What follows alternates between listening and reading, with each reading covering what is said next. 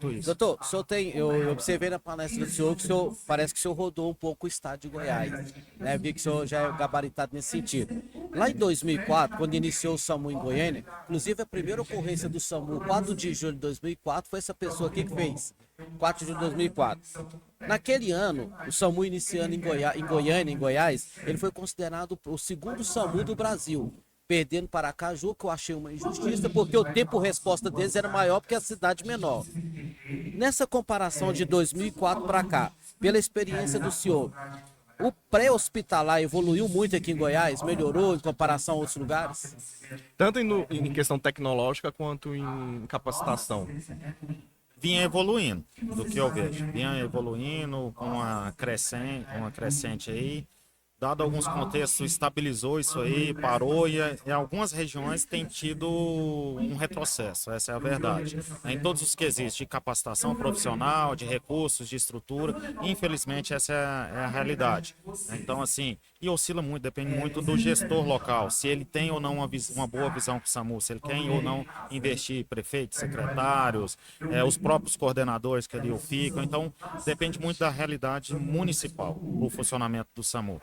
Então depende do perfil gestor. Tem gestor que entra brilhante, vê uma ascendência, 4 anos ascendendo, chega no último ano, quando perde, entra outro, declina, volta a zero ou volta a menos um. Às vezes o foco daquele gestor não é do SAMU. Não é o né? SAMU. Não tem perfil, né? Eu acho que nessa área, né, Rafael? Falta perfil. Eu acho que o senhor concorda comigo, não sei se o senhor concorda, pra estar ali tem que ter perfil.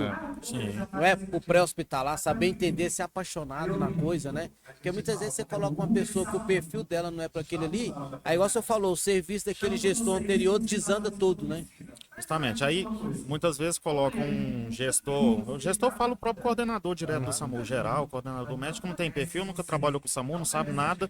É aquilo que eu falei, o regulador tem que ter um conhecimento prévio, o gestor tem. Aí aquela pessoa que trabalhou só dentro, não conhece a realidade do SAMU, vai assumir aquele SAMU. Até que ele.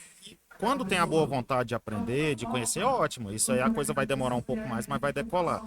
E quando não tem, entrou naquilo, ele vai da sua cabeça aquelas ações, fica omisso, onipresente. E aí, dependendo de quem é o secretário de saúde, do ponto de vista, a coisa não anda, não decola. Então, e aí quem sofre é a população sempre. E eu penso o seguinte, Rafael, doutor, eu acho que dentro do coordenador de um pré-hospitalar, ele não pode aprender ali, ele já tem que saber o que é aquilo ali. Não, eu acho que é um local que não dá para ele ir para aprender, é o único. Porque ele pode, porque você querer trocar a roda do carro e parar ele para poder trocar, é difícil. Você pega um SAMU em andamento, um pré-hospitalar, então a pessoa já tem que trocar a roda do carro andando. Então por isso a pessoa tem que ter perfil, né? Doutor, me fala um pouquinho aí do seu histórico aí nessa área da regulação. O senhor começou quando, né, Rafael? Só antes do senhor responder, eu tenho só uma opinião um pouco polêmica. Eu acho que esses cargos, eles não deveriam ser cargos políticos, eles deveriam ser estritamente técnicos. Concordo. Porque acaba virando cabide e a gente vê o declínio, aí igual o senhor falou, às vezes dá certo, às vezes cai, às vezes fica pior. Então deveria ser estritamente técnico esses tipos de cargo, assim, Concordo. a nível municipal principalmente, né? Porque afeta muito rápido diretamente. É o ideal, né? É o ideal, não É o é? ideal. Tá nas portarias, tá nas resoluções que tenha conhecimento técnico em gestão, tá na 2048, o coordenador tem que ser um conhecedor da urgência, idealmente especialista na área. Então, mas não é o que a gente vê, infelizmente, acaba sendo um cabide aquele mais próximo.